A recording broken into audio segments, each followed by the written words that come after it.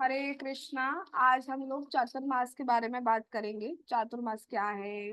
कुछ लोग हो सकता है पहले से फॉलो करते आ रहे हो, सुन रखा हो, कुछ के लिए नया हो कंप्लीटली। तो चातुर्मास का फास्टिंग कैसे करनी होती है, इसका सिग्निफिकेंस क्या है, वो हम सब समझने का कोशिश करेंगे। आज जैसा मैंने सुना पढ़ा समझा है उसके अकॉर्डिंग मैं बताऊंगी। चातुर्मास क्या होता है? चातुर्मास को भिन्न भिन्न जगहों पे, अलग अलग जगहों पे अलग अलग नाम से बोला जाता है। जैसे कहीं कहीं पे चौमासा भी बोला जाता है, चातुर्मास बोला जाता है, 4 महीने बोले जाते हैं, अलग अलग नाम दिए जाते हैं। ये जो होता है बेसिकली 4 मंथ्स होते हैं, जो कि स्टार्ट होता है जुलाई से, लगभग स्टार्ट होता है नवंबर तक होता है।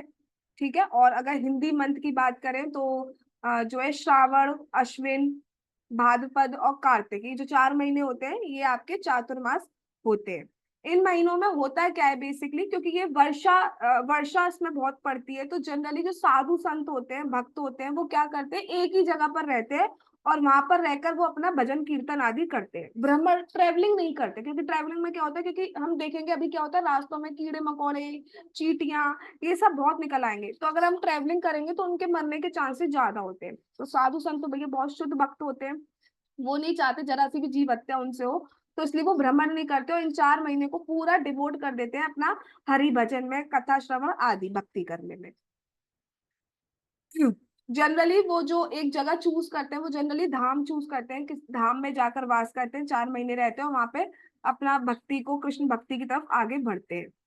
बट कहा जाता है कि अगर आप धाम में वास नहीं कर पा रहे हो तो जहां हो, एटलीस्ट वहां से ही हमें भक्ति में इन 4 महीने भक्ति को बहुत इंपॉर्टेंस देनी चाहिए। वैसे तो हमें पूरा पूरा जीवन ही भक्ति में देना चाहिए, बट स्पेशली ये जो 4 मंथ्स अगर हम भक्ति में देते हैं तो इस पर स्पेशल मर्सी होती है। ये 4 महीने और अधिक लाभ होता है भक्ति में। अगर हम इन 4 महीनों का पालन अच्छे से करते हैं, अच्छे से भक्ति करते हैं, तो हमें और अधिक फल की प्राप्ति होती है भक्ति में, और अधिक जल्दी हम प्रगति कर सकते हैं। अगर हम बात करें शास्त्रों की, तो अलग अलग शास्त्र में इन 4 महीने की बहुत महिमा है, बहुत महिमा बताई गई है, अलग अलग कथाओं के थ्रू, लीलाओं के थ्रू, डिवोटीज के साथ क्या क्या हुआ, बहुत सारी महिमा बताई गई है कि इन 4 महीने भक्ति करने से किसके जीवन में क्या क्या चेंजेस आया। ठीक है। शास्त्र में अलग अलग प्रूफ दिए गए हैं, बट अगर हम शॉर्ट में बताएं कि ये 4 महीने क्या है, तो ये 4 महीने वो महीने हैं जिसमें महाविष्णु विश्राम करते हैं। ठीक है। जैसे देवशयन एकादशी बोला जा रहा है, तो महाविष्णु इन 4 महीने विश्राम करते हैं।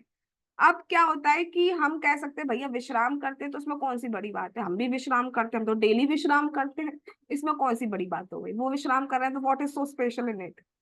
तो उनके विश्राम में और हमारे विश्राम में बहुत डिफरेंस है। जब भगवान विश्राम करते हैं तो वो कुछ भूलते नहीं है। हम जब सोते हैं हम सब कुछ भूल जाते हैं, हम अपना नाम भूल जाते हैं, हम अपना शरीर भूल जाते हैं, हम कहाँ पर सो रहे हैं ये भूल जाते हैं, कौन है मम्मी पापा सब भूल जाते हैं। और क्या करते हैं, सपने में हमें जो दिख रहा होता है उससे हम अपनी पहचान कर रहे होते हैं कि हाँ ये मैं हूँ, ये वो है, ये वो है, ये वो है। हम बिल्कुल भूल जाते हैं, हमें कुछ भी होश खबर नहीं रहती, ना हमें अपने दुखों की खबर रहती है, ना हमें सुखों की खबर रहती है, हमें कुछ भी नहीं पता रहता है, पूरी विस्मृति में होते हैं। लेकिन भगवान, जो हमारी निद्रा हो गई, दैट इज अविद्या निद्रा। अविद्या का मतलब क्या होगा कि हम कंप्लीटली सब कुछ भूल जाते हैं, हमें ना तो अपना नाम उस वक्त कुछ भी नहीं पता होता है। राइट। सोते टाइम किसी को कुछ पता होता है, होश खबर होता है, अगर बीमार भी हो तो भी पता नहीं होता कि हाँ सोने से पहले बुखार था, ये हमें याद भी नहीं होता। सोते टाइम उठ के जरूर याद आ जाता है, लेकिन सोते टाइम हमें कुछ भी नहीं पता होता। लेकिन जो भगवान की निद्रा होती है, दैट इज नॉट अविद्या निद्रा, दैट इज योग निद्रा। भगवान योग निद्रा में सोते हैं, विश्राम करते हैं।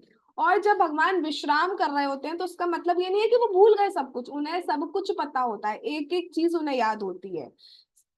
विश्राम करते करते भी वो जब सांस लेते हैं तो उनसे वेद की उत्पत्ति होती है। विश्राम करते करते जब वो सांस लेते हैं तो ये जो ब्रह्मांड है उनकी उत्पत्ति होती है। इसलिए भगवान का जो विश्राम करना है, that is different, that is transcendental, वो बहुत दिव्य है। हमारी तरह भूल जाना, विस्मृति हो जाना, हम जो सोते हैं वो तमोगुण में होके सोते हैं कि हमें कुछ भी याद नहीं रहता, सिर्फ खर्राटों की आवाज आ रही होती है और जो हमारे बगल में सो रहा होता है वो परेशान हो रहा होता है। लेकिन भगवान का सोना ऐसा नहीं होता है। भगवान का सोना दिव्य सोना है, भगवान को सब याद रहता है। भगवान जब सोते हैं तो आधी आंख उनकी खुली रहती है। पूरी पूरी आंख बंद करके भगवान नहीं सोते हैं। और हमें सोना होगा तो हम क्या करेंगे, 36 इंतजाम करेंगे, भैया ये पलंग चाहिए, ये वाला गद्दा चाहिए, ये तकिया चाहिए, और एक तकिया एक्स्ट्रा पैर में रखने के लिए मिल जाए, एक लेफ्ट साइड मिल जाए, एक राइट साइड मिल जाए, बस तब हम सोएंगे। लेकिन भगवान भगवान को जब विश्राम करना था, भगवान की इच्छा प्रकट हुई, भगवान के दिव्य वपु से जल निकला, ठीक है, और उस जल में जो अनंत शेष जी हैं वो भगवान की शैया बन गए, भगवान ने उस पर विश्राम किया। तो भगवान की इच्छा मात्र से सब कुछ हो जाता है, हम तो इच्छा मात्र के, हम तो कुछ नहीं कर पाते, ठीक है, हमें कुछ पता ही नहीं कि करना है क्या, हमें ये भी नहीं पता है कि हमें इच्छा करनी क्या है। कभी हम क्या करता है, मुझे लगता है सबने एक्सपीरियंस किया होगा, हमने आज कुछ इच्छा की, फिर 2 दिन बाद लगता है कि ये क्यों ही किया था। कुछ चीजों में तो एटलीस्ट लगता होगा, सारी चीजों में भी नहीं लग पा रहा है, बट कुछ चीजों में तो एटलीस्ट लगता होगा, यस और नो। कुछ चीजों में तो एटलीस्ट लगता होगा कि ये फालतू की इच्छा थी, अगर नहीं भी होता तो भी चल जाता। अगर आज हम अपने घर की सफाई करने बैठे तो अपनी अपनी वार्डरोब में देखना, कुछ चीजें ऐसी होंगी जो 3 4 4 साल से यूज ही नहीं की होंगी, और हमें लगता है आगे काम आएंगी, आगे काम आएंगी, आगे काम आएंगी, बट वो आती ही नहीं है। That is different thing. तो भगवान हमेशा शुद्ध सत्व में स्थित रहते हैं, हम लोग तो तीनों गुणों के प्रभाव से जो है प्रभावित होते रहते हैं। भगवान का नाम नारायण भी है।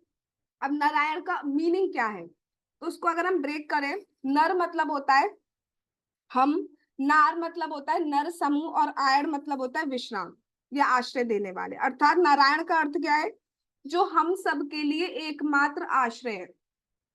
हम जगह जगह भटकते रहते हैं, यहाँ से हमें ये हेल्प हो जाएगी, वहां से हेल्प हो जाएगी, लेकिन एकमात्र आश्रय हमारे कौन है, भगवान।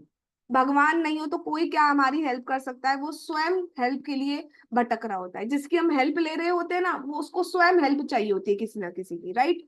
लेकिन नारायण ऐसे हैं जो स्वतंत्र हैं, भगवान कृष्ण ऐसे हैं जो स्वतंत्र है, उनकी सत्ता किसी पे डिपेंड नहीं होती, एकमात्र वही हमारे आश्रय हैं।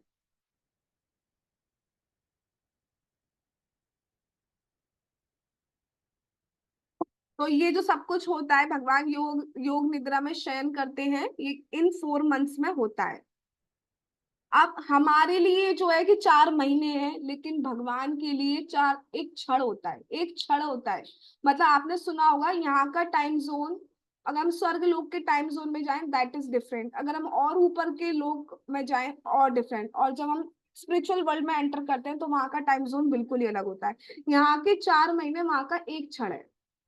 तो भगवान एक क्षण ही विश्राम करते हैं, लेकिन हमें लगता है कितना टाइम गुजर गया, 4 महीने गुजर गए, ऐसे हमें लगता है कितने साल है, अभी हम चिंता करते रहते हैं क्या होगा, कल क्या होगा, कैसे रहेंगे, कैसे खाएगी, कैसे पिएगी, कैसे होगा, कैसे रह पाओगे, ये होगा तो ये हो गया तो। लेकिन अगर शाश्वत जीवन के कंपैरिजन में देखें या टाइम जोन भगवान के उसमें देखें, तो बिल्कुल बहुत ही कम टाइम है हमारे पास, बहुत ही कम टाइम है हमारे पास, तो उसमें अगर भक्ति कर ली तो पार पा सकते हैं, नहीं तो फिर वही जन्म मृत्यु के चक्कर में हम बंधे रहेंगे।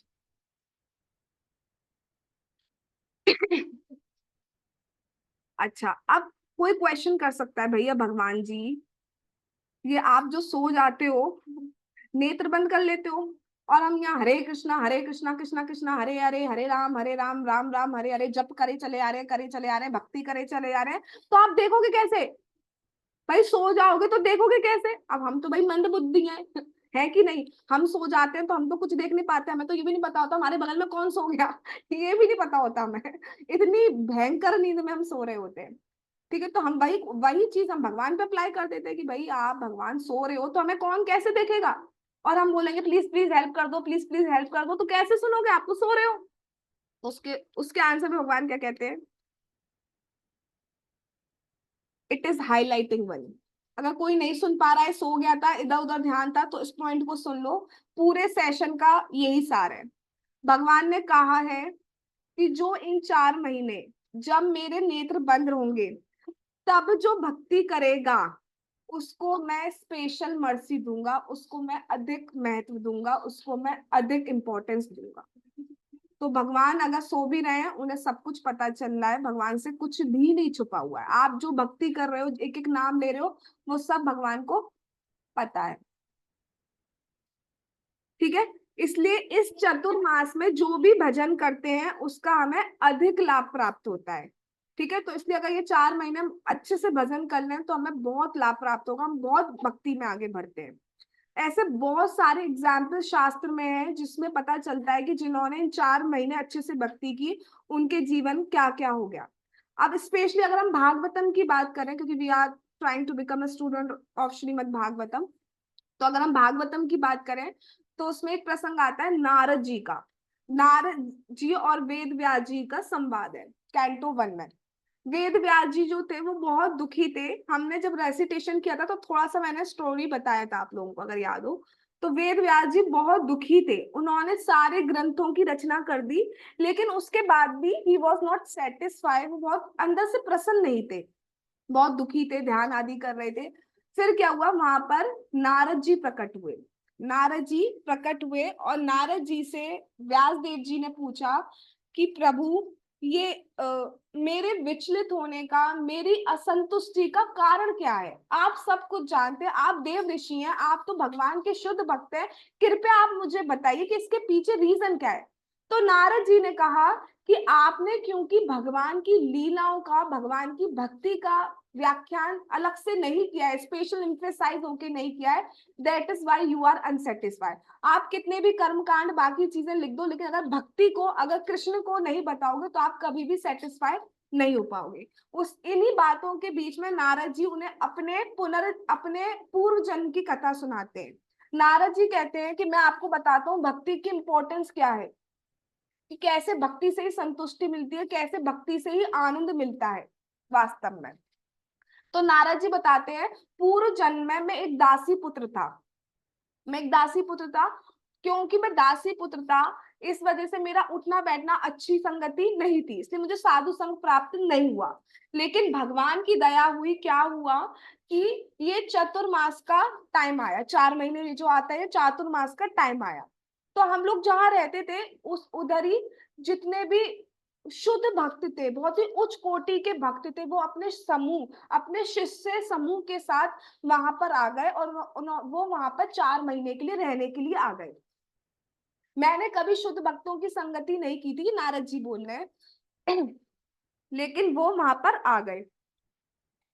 जब वो 4 महीने के लिए आए तो ये नहीं कि खाना पार्टी और कीर्तन, वो खाना पार्टी कर रहे हैं और हुआ हुआ कर रहे हैं, वहां पे वो क्या करने आए थे 4 महीने के लिए आए थे, भजन करने आए थे, भगवान की कथा श्रवण, भगवान मतलब बेसिकली अपने आप को पूरी तरह जितना ज्यादा हो सके भगवान में लगाने के लिए आए थे, कि उनका चित्त भगवान के अलावा और कहीं ना जाए। तो नारद जी कहते हैं कि मैं तो कुछ जानता नहीं था, लेकिन जब वो आए तो मुझे अच्छा लगा और मैं उनके साथ बीच बीच में बैठने लगा। मैं उनके पैर दबाने लगा, चरण दबाने लगा, चरण रज पाने लगा, उनके चरण धोने लगा, उनका उच्चिष्ट खाने लगा। वो जब खा लेते थे तो कुछ बच जाता था तो वो मैं खा लेता था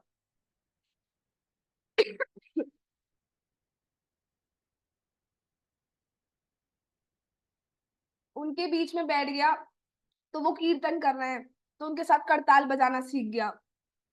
वो तुलसी सेवा कर रहे हैं, तुलसी पूजा कर रहे हैं, तो उनके साथ बैठ के तुलसी पूजा करना मैं सीख गया। मुझे कुछ समझ में आता या नहीं आता था, लेकिन कथा के बीच में मैं बैठ जाता था और वो कथा मैं सुनने लगा। और सुनते सुनते सुनते सुनते सुनते वो 4 महीने बीत गए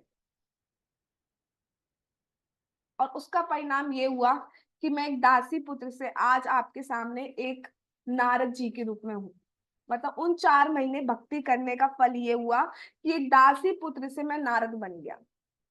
इसलिए व्यास देव जी, आप भक्ति बताइए, भगवान की भक्ति ही सब कुछ है।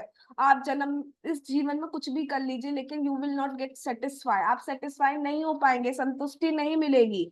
अगर आप भक्ति नहीं करेंगे तो नहीं मिलेगी, कुछ भी कर लीजिए आप। ऐसे ही चैतन्य चरितामृत में एक वर्णन, एक प्रसंग आता है भगवान का, चैतन्य महाप्रभु का। चैतन्य महाप्रभु, एक बार की बात है, चातुर्मास के समय साउथ इंडिया में गए। साउथ इंडिया में गए, वहां पे कावेरी नदी के तट पर स्नान किया भगवान ने। फिर रंगनाथ जी के मंदिर गए, भगवान का दर्शन किया। ठीक है, और क्या किया, अखंड कीर्तन करी, परिक्रमा करी, भाव विभोर होकर नृत्य करने लगे चैतन्य महाप्रभु। उसी समय वहां पर एक सुपंडित उपस्थित थे, जो कि श्री वैष्णव संप्रदाय के वरिष्ठ वैष्णव थे। उनका नाम था वैकंठ वैकंठ भट्ट, वैकंठ भट्ट। तो जो वैकंठ भट्ट ने महाप्रभु से निवेदन किया, हे प्रभु, मैं आपसे हाथ जोड़कर प्रेम के साथ आपको आमंत्रित करता हूं कि इन चातुर्मास के समय आप मेरे घर पे आइए, अपने सारे भक्तों के साथ मेरे घर पर आप रहिए इन 4 महीने। उन्होंने बहुत निवेदन किया चैतन्य महाप्रभु ने, जो स्वयं कृष्ण है, उस निमंत्रण को एक्सेप्ट कर लिया, स्वीकार कर लिया। तो 4 महीने चैतन्य महाप्रभु वेंकट भट्ट के घर में रहे। अब आप सोचिए, जो स्वयं राधा कृष्ण है, एक एक शरीर धारण करके, जो कि कलयुग में आने वाले हैं, करुणा अवतार है, परम करुणामय है, वो वेंकट भट्ट के घर 4 महीने रहे। अगर वो हमारे घर में सिर्फ 4 मिनट के लिए भी आ जाए ना, तो हमारा बेड़ा पार हो जाएगा। अगर राधा कृष्ण हमारे घर आ जाए 4 मिनट के लिए भी, तो हमारा बेड़ा पार हो जाएगा। वही राधा कृष्ण स्वयं चैतन्य महाप्रभु के रूप में वेंकट भट्ट के घर में 4 महीने रहे, प्रत्यक्ष भगवान। तो हर दिन वेंकट भट्ट जो थे, भगवान के चरण स्पर्श करते थे, चरण धोते थे। बहुत अच्छी संस्कृति है कि जब भी हमारे घर में गुरु आए, वैष्णव आए, वरिष्ठ भक्त आए, वरिष्ठ वैष्णव आए, गुरु तत्व का कोई भी प्रतिनिधि आए, तो हमें उसका अभिषेक, उनका अभिषेक करना, या स्वयं भगवान आए तो उनका अभिषेक करना चाहिए। तो वहां पर वो क्या करते थे, जब चैतन्य महाप्रभु वहां रहते थे, तो दिन रात कथा कीर्तन यही करते रहते थे, भगवान की कथा, भगवान की कीर्तन। अब कभी हम सोचते हैं कि हमने पढ़ तो लेते हैं कि हाँ कथा कर रहे हैं, कीर्तन कर रहे हैं, कथा कर रहे हैं, कीर्तन कर रहे हैं, भाई कभी कभी भी हम सोचते हैं कि कर क्यों रहे हैं। वास्तव में उन्हें कुछ ना कुछ आनंद, कुछ ना कुछ नेक्टर मिल रहा होगा, तभी तो कर रहे हैं, नहीं तो कोई क्यों करेगा। किसी चीज में कांटे लग रहे हैं तो कोई क्यों करेगा। बिकॉज जो वास्तव में आनंद है वो हरि भजन में ही है। तो हरि कथा करते, कीर्तन करते, एकादशी का पालन करते, तुलसी पूजा करते, प्रसाद ही पाते, ये सब करते थे भगवान। इन 4 महीने कोशिश करना चाहिए दुनियादारी छोड़ के, मतलब ठीक है, अब ऑफिसों से तो छुट्टी नहीं ली जा सकती आज के टाइम पे, लेकिन पहले के टाइम ऐसी व्यवस्था होती थी। इवन ये गृहस्थ आश्रम में थे, ये भी नहीं कि सन्यासी हो, ब्रह्मचारी हो, गृहस्थ आश्रम में थे, तब भी 4 महीने, इन 4 महीने छुट्टी लेके सिर्फ भजन करते थे। अब हम प्रैक्टिकली भी बात करें तो आज के टाइम पे पॉसिबल नहीं है, बट इतना तो हम कर सकते हैं ना कि जो भी टाइम मिल रहा है उसमें हमें कोशिश करना चाहिए, किसी की निंदा, फालतू की बातें कम से कम करें, कोशिश करें जीरो कर लें। अगर जीरो पॉसिबल नहीं है तो मिनिमम से मिनिमम करने का कोशिश करना चाहिए, ज्यादा से ज्यादा भक्ति करनी चाहिए। अब जो वेंकट भट्ट है, उनके एक बेटे हैं गोपाल, गोपाल भट्ट। अब आपने सुना होगा, जो हमारे 6 गोस्वामी हैं उनमें से जो एक प्रमुख गोस्वामी है गोपाल भट्ट, श्रीला गोपाल भट्ट गोस्वामी जी की जय, जिन्होंने श्री राधा रमन जू लाल, हमारे प्यारे राधा रमन लाल जी प्रकट किए। तो 4 4 महीने उन्होंने जब चैतन्य महाप्रभु की सेवा की, उसका परिणाम ये हुआ कि गोपाल भट्ट इतने महान भक्त बन गए कि एक शिला से स्वयं राधा कृष्ण प्रकट कर दिए। अब आप समझ रहे हैं कि इन 4 महीने की कितनी महिमा है, इन 4 महीने भक्ति करने की कितनी महिमा है। कहाँ दासी पुत्र से नारद जी बन गए, कहाँ गोपाल भट्ट जो एक छोटे से बालक थे, इन 4 महीने ऐसी भक्ति करी कि वो इतने महान भक्त बन गए, षट गोस्वामी, गोस्वामी बन गए। एक शिला से उन्होंने स्वयं राधा रमन लाल जी को प्रकट कर दिया। अब कोई क्वेश्चन कर सकता है, अच्छा तो आप ये कह रही हैं कि पूरे साल भक्ति ना करो और सिर्फ 4 महीने कर लो।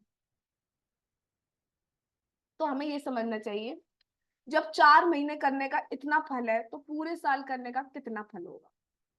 ठीक है, तो हमें तो पूरे साल करनी है भक्ति, लेकिन इन 4 महीने स्पेशल और अच्छा करने का कोशिश करना चाहिए। इन 4 महीने सोच लो स्पेशल मर्जी, दोनों हाथ से मर्जी हो रही है भगवान की।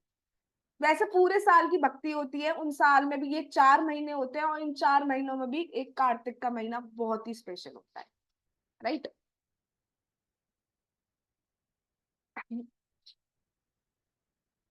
ऐसी एक बार की बात आती है, इन इन 4 महीनों के बाद फिर जब अगली साल 4 महीने आए, तो चैतन्य महाप्रभु जगन्नाथपुरी चले गए, वो वहीं रहे थे लास्ट कुछ ईयर्स, आई थिंक 12 साल या 10 साल, मुझे एग्जैक्ट फिगर नहीं मालूम है, थोड़ा गलत भी हो सकती हूँ।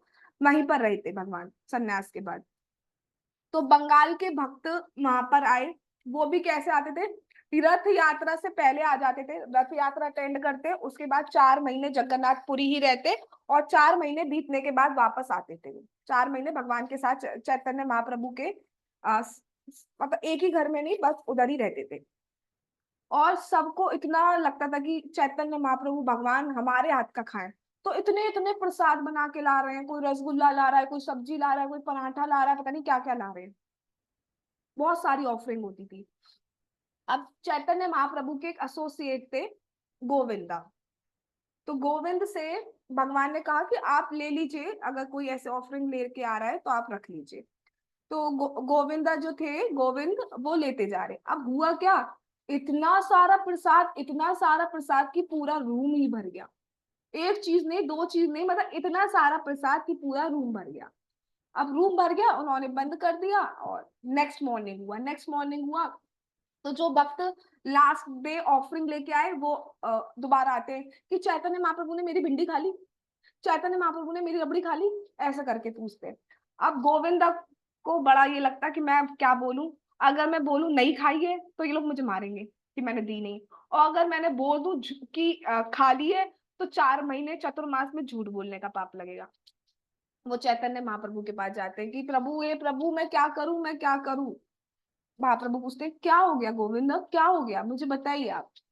कहते हैं प्रभु ऐसे ऐसे इतनी ऑफरिंग आई है, पूरा रूम भर गया है, मैं बोलूं तो झूठा बनूंगा, नहीं बोलूंगा तो पिटूंगा, मैं क्या करूं प्रभु, आप लीजिए, कुछ कैसे कर लेंगे, लेकिन पूरा आप कैसे ले पाएंगे, मुझे कुछ समझ में नहीं आ रहा क्या होगा। भगवान कहते हैं शांत शांत शांत, मुझे वहां ले चलो, मुझे उस रूम के पास ले चलो जहाँ पे वो सारा प्रसाद रखा हुआ है। ठीक है, चलते हैं दोनों, गोविंद भी और भगवान चैतन्य महाप्रभु भी जाते हैं। उस रूम को खोला जाता है, पूरा रूम भरा होता है अलग अलग प्रसादम से। एकादशी है, ठीक है, प्रसादम से भरा होता है। और भगवान एक क्षण में सारा का सारा, हे भगवान, आज कुछ है, एक क्षण में सारा का सारा प्रसाद खा लेते हैं। पूरा एक एक चीज खा लेते हैं। अब गोविंद देखते रह जाते हैं और कहते हैं कि मैं तो भूल ही गया था, आप तो स्वयं जगन्नाथ जी हैं। मुझे अब याद आ गया कि मुझसे कितना बड़ा गलती हो गई, कितना बड़ा अपराध हो गया कि मैं यही भूल गया आप जगन्नाथ जी। जगन्नाथ जी को तो जितना खिला लो कम है। पूरे दिन रात वो खाते ही रहते हैं, अब मुझे पता चला आप जगन्नाथ जी हैं, मुझे याद आ गया, मुझे माफ कीजिए प्रभु, मुझे माफ कीजिए। तो इस तरीके से भगवान लीलाएं करते हैं। ये जो 4 महीने हैं, अगर हम कैलकुलेट करें तो इन 4 महीने सबसे ज्यादा उत्सव पड़ते हैं, सारे जो त्योहार पड़ते हैं ना, ज्यादातर मोस्टली इन 4 महीनों में पड़ते हैं। अगर हम थोड़ा सा कैलकुलेट करें तो देखो, सबसे पहले क्या आएगी, बलराम जयंती आएगी, दैट इज रक्षाबंधन वाले दिन बलराम जयंती होती है। फिर राधा कृष्ण झूलन यात्रा आएगी, कृष्ण जन्माष्टमी, राधा अष्टमी, वामन द्वादशी, शरद पूर्णिमा, गोपाष्टमी, बहुलाष्टमी, गोवर्धन पूजा, दीपावली, और जाने क्या क्या। तो अगर हम करवा चौथ, यस, कुछ लोग देखे करवा चौथ करते हुए, तो ठीक है, करवा चौथ। तो जितने भी हैं आप देखें, फिर उसके बाद भी देखो विजयदशमी, कितने सारे त्योहार आते हैं, और ज्यादातर इन 4 महीने ही आते हैं। तो उत्सव का है, लेकिन उत्सव, अगर उत्साह नहीं हो हमारे अंदर तो उत्सव किस बात के। तो इसलिए हमें बहुत जोश के साथ मनाना चाहिए। और कोई भी त्योहार तब पूरा होता है जब हम हरि भजन, हरि कथा श्रवण, हरि कीर्तन, हरि नाम जप करते हैं। अगर आप कुछ भी कर ले रहे हैं लेकिन ये नहीं कर रहे हैं, तो उस उत्सव का कोई मतलब नहीं रह जाता, वो एक मटेरियलिस्टिक, एक बस शो ऑफ सा रह जाता है। और फिर बाद में धीरे धीरे करके एक बोझ बन जाता है, और फिर बाद में करना बंद कर देते हैं। अगर हरि को बीच में नहीं लाए, कृष्ण को सेंटर में नहीं लाए, तो वो त्योहार भी त्योहार जैसा नहीं लगेगा। Agree with me? Yes, yes. So इस बार ये जो चातुर्मास स्टार्ट हो रहा है, that is starting from 21 July. I think जो नेक्स्ट संडे आ रहा है, संडे को से 21 जुलाई से हमारा चातुर्मास स्टार्ट हो रहा है। और देखिए कितना सुंदर बात है, पहला दिन ही उत्सव है, पहले दिन ही गुरु पूर्णिमा है। तो पूरा ये जो 4 महीने ये उत्सव का ही त्योहार है, पहले दिन ही गुरु पूर्णिमा है और उसी दिन श्रील सनातन गोस्वामी जी का डिसअपियरेंस डे है, तो पहले दिन ही हमारे लिए उत्सव है। अब जो भक्त नहीं है, अभक्त है, वो क्या पार्टी इसको मस्ती समझेंगे, घूमने को मस्ती समझेंगे, कुछ भी खाने को मस्ती समझेंगे, कुछ भी सोने को, कितने भी सोने को मस्ती समझेंगे, पर वास्तव में वो मस्ती नहीं है। वास्तव में मस्ती तो हम करते हैं। हमारे पास कितनी वैरायटी है, कथा करना, कितने नई नई, कितनी इतनी सुंदर सुंदर कथा होती है, एवर फ्रेशिंग कथा होती है, आप जितनी बार सुन लीजिए उतनी बार अच्छा लगता है। कई बार मेरे पास डिवोटीज का मैसेज आता है कि इस टाइम हम अवेलेबल नहीं है, प्लीज चेंज द टाइम, इस टाइम हम अवेलेबल नहीं है, प्लीज चेंज द टाइम। वो बात अलग है, मेरा भी नहीं हो पाता चेंज। ठीक है, बट कितना होता है। ऐसी एक बार बात आती है, एक बार एक किसी ने पूछा प्रभुपाद जी से, प्रभुपाद जी आप इतना कुछ करते हो, आप मस्ती नहीं करते हो, आप टीवी नहीं देखते हो, आप ये नहीं करते, आपने इतनी सारी चाय नहीं पीते हो, ये नहीं करते, वो नहीं करते, मतलब बिल्कुल ही कुछ भी नहीं करते हो, अगर आपको पता चला मरने के बाद, ये अभक्त का क्वेश्चन है, कि भगवान नहीं है, तो आपको कैसा लगेगा? प्रभुपाद जी ने कहा, पहली बात, मस्ती नहीं करते भैया, हमसे ज्यादा नृत्य तो कोई नहीं करता होगा, हमसे ज्यादा गाता तो कोई नहीं होगा, हमसे ज्यादा स्टेबल बैठ कर कथा तो कोई नहीं सुन सकता हो। आजकल के लोग इतने ज्यादा डिफ्लेक्टिव हो गए, इधर घूमते रहेंगे, मतलब एक जगह बैठ ही नहीं सकते। आप देखो एक जगह बैठ ही नहीं पाते। हम देखो एटलीस्ट जब तक कथा सुन रहे हैं तब तक हम सब एक साथ बैठे हुए, इवन जिसका कैमरा ऑन है उसको तो मैं देख ही पा रही हूँ। बाकी हो सकता है अभी कोई फ्रेंच फ्राइज खा के आ रहा हो, एकादशी वाले।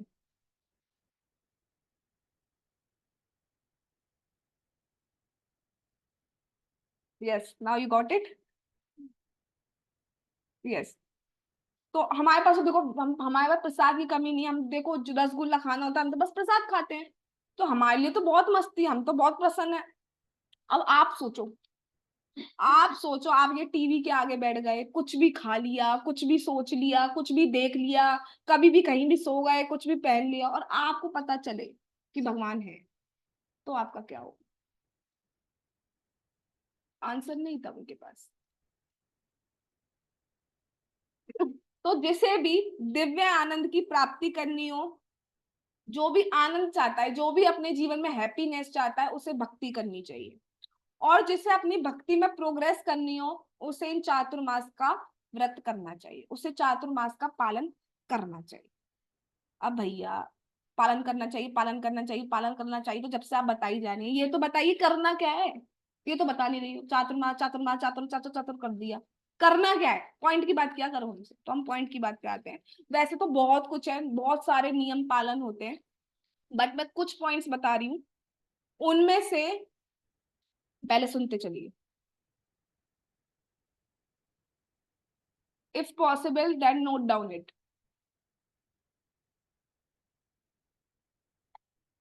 फर्स्ट पॉइंट, पहला जो हमें पालन करना है, दैट इज धाम वास, धाम का वास करना है, 4 महीने धाम में रहना है।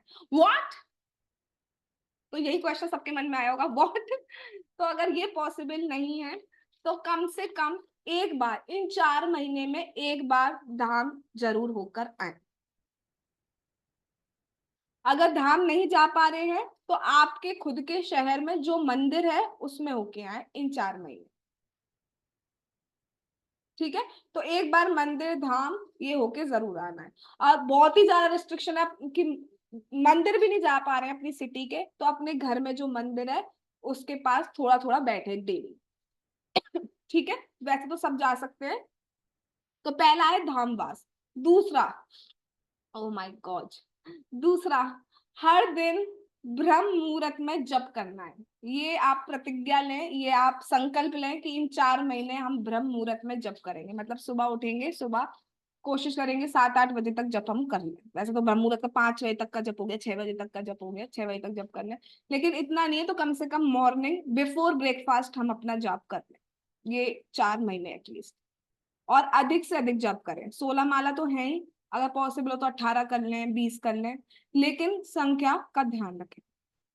दूसरा, तीसरा, डेली कथा सुननी है हमें, कोई भी दिन, चाहे दिवाली आ जाए, दिवाली वाला दिन हो, चाहे हमारी बर्थडे वाला दिन हो, चाहे हमारा करवा चौथ हो या वॉट एवर कुछ भी हो, हमें एक लेक्चर डेली सुनना है, डेली। अब उसमें ये नहीं कहा जा रहा कि आप 1 घंटे का सुनिए, आप आधे घंटे का भी सुनिए, सुन लीजिए, बट डेली सुनना है हमें प्रभुपाद जी का लेक्चर और बुक्स रीडिंग करनी है। नेक्स्ट पॉइंट, दान दक्षिणा देना है। वैसे तो सोना दान बताया गया है, बट किसी भक्त ने कहा है कि आज के टाइम पर सोना तो नहीं दिया जा सकता, लेकिन सोना सोना तो हम दे सकते हैं। अपना जो स्लीपिंग है, स्लीपिंग वाला सोना, उसको त्यागो, मतलब जितना जरूरी है उतना सो दो। कुछ लोग कभी भी सो जाते हैं, तो वो चीज नहीं होनी चाहिए। तो दान दक्षिणा जितना आपका कैपेसिटी है उसके अकॉर्डिंग हमें दान दक्षिणा देनी चाहिए। आप भगवान भगवान की लिए सेवा के लिए दीजिए, आप भक्तों की सेवा के लिए दीजिए, कैसे भी दीजिए, दान दक्षिणा कुछ ना कुछ देनी चाहिए। नेक्स्ट पॉइंट, इन 4 महीने हमें, जैसे भागवतम में बहुत सारी स्तुति बताई गई है, जैसे गजेंद्र स्तुति है, भीष्म स्तुति है, गोपी गीत है, इनका पाठ करना चाहिए। वैसे कार्तिक में तो हम गोपी गीत और दामोदर अष्टकम पढ़ते ही हैं, तो चाहे तो हम गोपी गीत इन 4 महीने भी कर सकते हैं। लिखते जा रहे हैं ना सब। नेक्स्ट, गीता का एक एक चैप्टर का पाठ, गीता का एक चैप्टर का पाठ हमें कोशिश करना चाहिए डेली करें। अभी लिखते जाओ, सर पे हाथ आ गए होंगे, बट अभी लिखते जाओ, उसके बाद मैं आप लोगों को रिलैक्सेशन देने वाली बात भी कहूंगी, डोंट वरी, अभी लिखते जाइए। तो गीता का एक चैप्टर का पाठ हमें डेली करना चाहिए। पाठ का मतलब क्या है, पूरा चैप्टर नहीं पढ़ना होता है, पाठ का मतलब होता है श्लोक श्लोक पढ़ने हैं हमें, श्लोक श्लोक पढ़िए, और जो श्लोक नहीं पढ़ पा रहे हैं वो ट्रांसलेशन ट्रांसलेशन पढ़ लीजिए। Got it.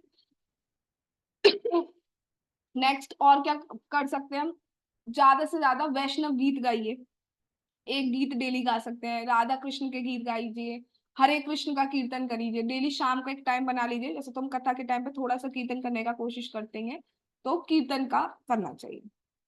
नेक्स्ट, इन 4 महीने 8 एकादशी पड़ती हैं, राइट। एक महीने में 2 एकादशी, तो 4 महीने के हिसाब से कितनी एकादशी हो गई, 8 एकादशी। इन 8 एकादशी का सख्ती से पालन करना है, मतलब भूल कर भी चाय कॉफी कुछ नहीं पीना है, ठीक है जी। यस, अच्छे से पालन करना है। नेक्स्ट, इन 4 महीने तुलसी तुलसी जी की सेवा अच्छे से करनी है भाई। तुलसी कृष्णा प्रेयसी, तुलसी कृष्ण जी को बहुत प्रिय है, तुलसी जी के बिना नहीं जा पाएंगे धाम, तो तुलसी जी की सेवा करनी चाहिए। बहुत सारे भक्त बताते हैं कि आप एक नंबर डिसाइड कर लीजिए और उतना प्रणाम कीजिए। जैसे कुछ लोग 5 बार, जैसे मैं पुरुषों की बात करूं जो प्रभु जी हो गए, वो डिसाइड कर लेते हैं। कुछ लोग, कुछ भक्त 11 बार तुलसी जी को दंडवत प्रणाम करते हैं। तो आप कुछ नंबर सिलेक्ट कर सकते हो, आप 5 सिलेक्ट कर सकते हो, 7 सिलेक्ट कर सकते हो, 11 सिलेक्ट कर सकते हो, और उतनी बार प्रणाम। पंचांग हमारे लिए माता जी इसके लिए पंचांग प्रणाम होता है, तो पंचांग प्रणाम हमें करना चाहिए, और जैसे भी हम वो कर सकते हैं। ब्रह्मचर्य का पालन तो यहाँ पे सब करेंगे, ब्रह्मचर्य का पालन करना चाहिए। अच्छा, झूठ निंदा फालतू बातें जितना हो सके तो जीरो कर दो इन 4 महीने, और नहीं तो बिल्कुल, जैसे काम पे जा रहे हो, ऑफिस में जा रहे हो, तो कुछ काम की बात करनी ही पड़ेगी। उसके अलावा जिसको अवॉइड किया जा सकता है उसको अवॉइड कर दीजिए, ठीक है, जितना अवॉइड किया जा सकता है। अब नाउ थिंक केयरफुली, हर महीने एक विशेष पदार्थ का त्याग करना होता है। फर्स्ट मंथ हमें पालक नहीं खानी होती है, वैसे तो ग्रीन लीफी वेजिटेबल्स होता है, जो हरी पत्तेदार सब्जियां होती है, एक महीने वो नहीं खाना होता है। दूसरे महीने में दही नहीं खाना होता है, तीसरे महीने में दूध नहीं पीना होता है, और चौथे महीने में उड़द की दाल नहीं खानी होती है।